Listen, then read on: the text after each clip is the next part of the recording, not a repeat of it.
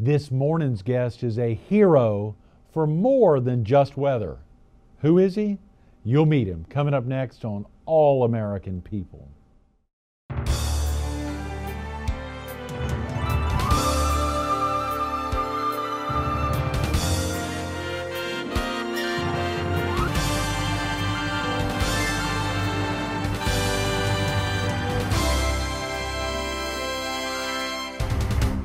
Good morning. Welcome to All American People. This morning we're at the 2010 Nonprofit of the Year, as voted on by visitors of allamericancities.com. We're at the Coastal South Carolina Chapter's Emergency Operations Center, and we're focused on the 2011 Heroes Campaign. We're visiting with its chairman, Ed Piotrowski. Good morning, Ed. Good morning to you, Greg. Thanks for having me. How exciting to get you in. Well, thank you very much, and it's great to see you again. Oh, yeah. Wonderful show you have here. We appreciate you guys doing The last time you and I were together, I think you had just kicked off maybe your first or second year as the Heroes Campaign chairman for the American Red Cross. Yep. We were down at Atlantic Eye with Carolina people, and of course the excitement for you then. Yes.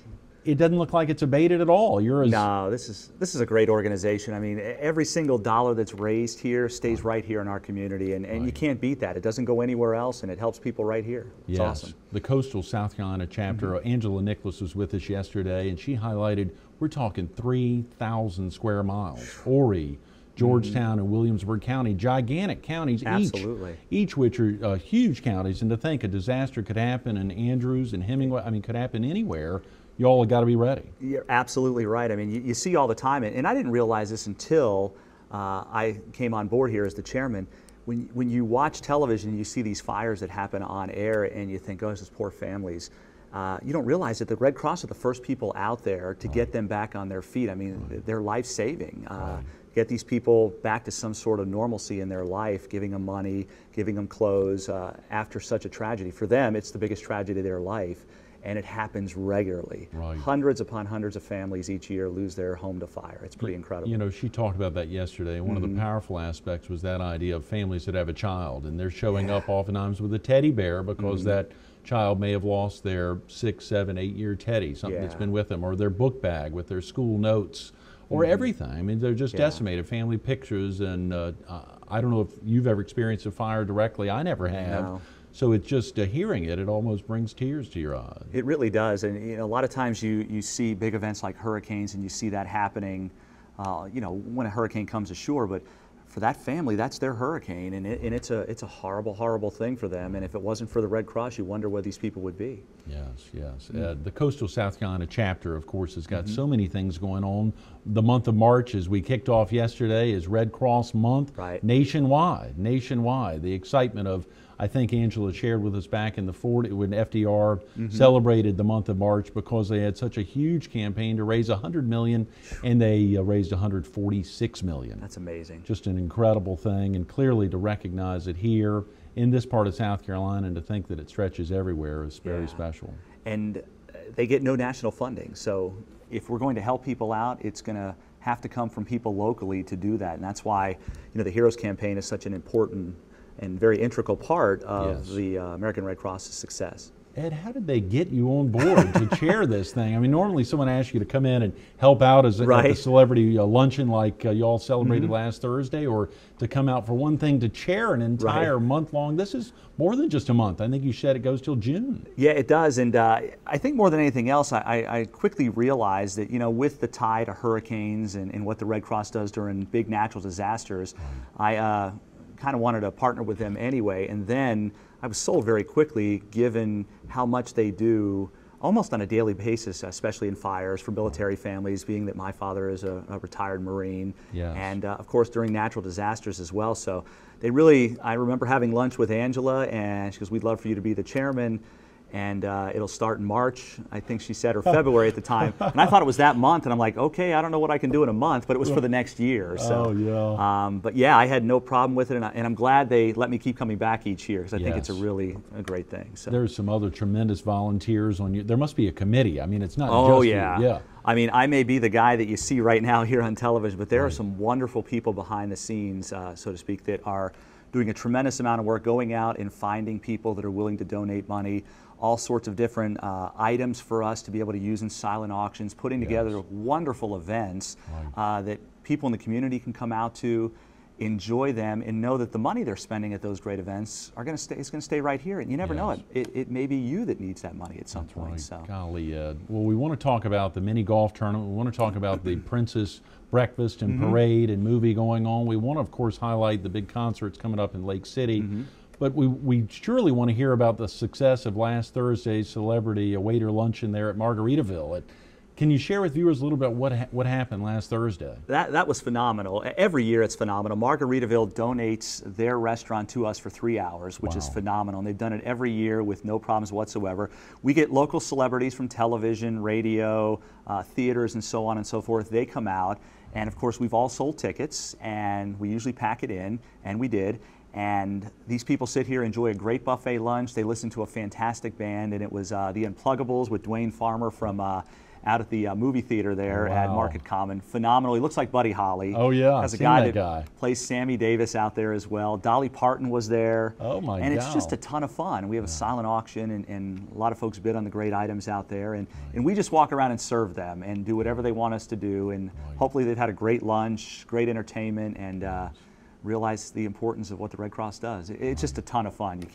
People want to skip their going back to work after being at this event. So. I bet if you do. Oh yeah. Or did. That's right. Golly, Ed. And of course the excitement to know that is happening year after year and continues to grow. You all had a big goal, and I know the funds are still coming in, and so. The goal was $25,000, and I think we're going to be very close to that. And Nancy Conley, who is my right-hand person, who does really a tremendous amount of work, and without her, none of this is possible. Yes. She raises those goals every year, but she's there to always encourage us and get us to that point, and it's happened thanks to literally 10, 15 people on our committee who do a tremendous amount of work. So. Nancy actually works for the Red Cross, along with Angela and a handful of others that are actually paid staff for the Coastal South Carolina chapters. Without the volunteers, though, nothing would happen. No, and you see them everywhere. They're wonderful folks. They're quiet, but they're very, very helpful. And it's like at our luncheon that we just had. There are people sitting at the door making sure that people get their tickets, and it's a nice, pleasant experience for them. And without those volunteers, it wouldn't be possible. And they're the same people that are out there when those fires are happening too. So.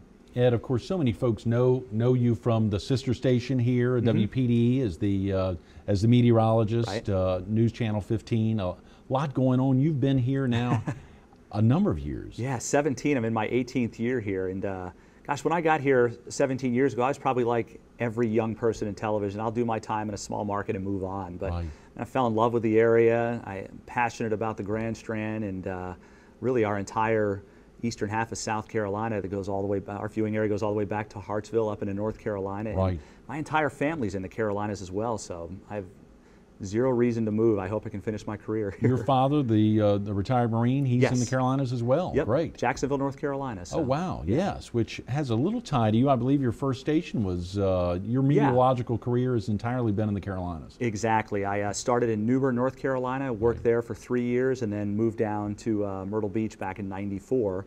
Went to school at NC State, so I haven't been out of the Carolinas in a while. So you can definitely say my blood runs red. Absolutely. I'm not a big fan of those Carolina Blue folks. So. No Tar Heels here. No. Yeah. Well, and had you ever thought that, I mean, after being here 17 years, that you would, as you say, be able to stay here? You know, as long as the check doesn't bounce, I'm really happy, to be honest with you. My wife has a great job. She works at Grand Strand Hospital. Right. And we just really love the area and love the people here as well. And I know you hear a lot of people say that, but we really, really do. And we've seen so much, as you have, and anybody who's been here a long time, so much growth and along the Grand Strand, and there's so much to do. The beach, we literally are a mile from the beach.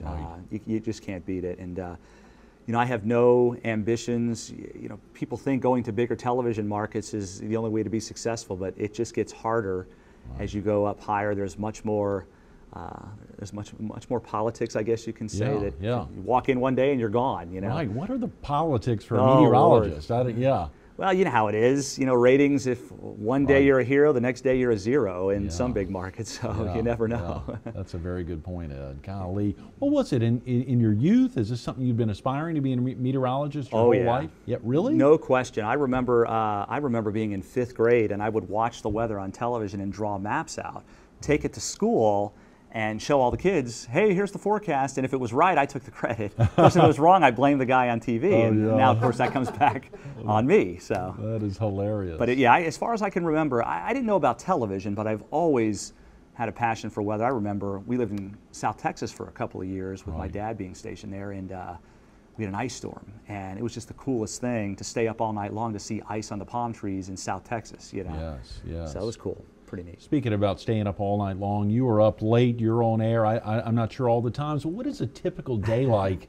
for meteorologist Ed Piotrowski? I mean, do you wake up checking the weather? I mean, how does that... Well, the first thing you always check is to make sure your forecast is on track. Right. Nothing gets a day off on the wrong foot if you call for sunshine and you wake up it's raining, but that is rare. Yes. As I jokingly say when I speak at places, I say, we get the forecast right 95% of the time for the next day, but you have a tendency to remind us of the 5% that we miss. Kind of thing. Depending on speaking engagements, I do a lot in the schools and Rotary clubs and so on and so forth. A normal day in the office is from 2 to midnight, roughly. Okay. And we do a 6, 7, and 11 on News Channel 15, and just do my forecast, create my maps, and put the forecast out there on the air and on the web as well. So. Yes, Ed, you and your wife have found a way to tailor her schedule so you can work within that 2 to midnight timetable for Absolutely. you. And we have no children, so it's just us. I like to joke that all the school children are my children, yes, you know, because I go to so many, and it's like after, I don't know how teachers do it, I'll tell you that. Oh, yeah. After an hour, I'm exhausted, and they do it day in and day out. That It's is amazing. incredible. I know, of course, the Special Olympics and so many others are very near to your heart. A lot of folks, maybe not people in the PD in southeastern North Carolina, but folks down in this area may have seen a recent copy of the Myrtle Beach Herald, where you were in a suit running into the ocean. Share with viewers how that came about. Well, Marcus Rhodes, Eric Carney, and Felix Cruz are school resource officers in Horry County, and they all are heavily involved in Special Olympics. And we partnered with them, and we came up with this idea that if the schools could all reach the goal of raising close to $100,000, that me, Marcus, Felix, and Eric would all run into the ocean fully clothed. And in their case, they'd wear their uniforms, and for me, I'd wear my full suit that I wear on television. So they got close, so we decided to go in and do that, and there was a great shot of us just running toward the ocean in these funky-looking suits. It was fun, though. It was a lot of fun. That is tremendous, and they've been doing that year after year, and the excitement there grows, much like it does for the Heroes campaign. Yeah, they deserve all the credit in the world. They're in those schools each day, doing a tremendous amount of work, and getting those children to raise money and understand what it means to devote some of their time to a very good cause and understand that. So it's really good. Let's talk about the Heroes campaign and exactly what that is. When folks hear that, the Heroes campaign, I know you highlighted it's a multi-month piece, but how could someone become a hero? I mean, how easy is it? How do you recruit folks, and what exactly does that mean to be a hero? Well, the bottom line is we try to go out into the community and get people who are willing to basically donate $1,000 to the American Red Cross. And as I mentioned, all that money stays right here, and they become a hero of the American Red Cross. They are recognized with a plaque, they're recognized with an ad in the paper as well, and of course, hopefully they feel really good about that decision to keep their money right here in this area to help people who desperately need it. So that's the primary way. There are other ways. We have a lot of restaurants that are willing to give $1,000 in profit. You know, maybe on one day they decide to give 10% up to $1,000 or what have you, and they become a hero as well. So you don't just have to donate, you can go out and raise that money if you want and become a hero that way. A school, a grocery store, an organization. They just raise the money up to $1,000 and they become a hero of the American Red Cross. So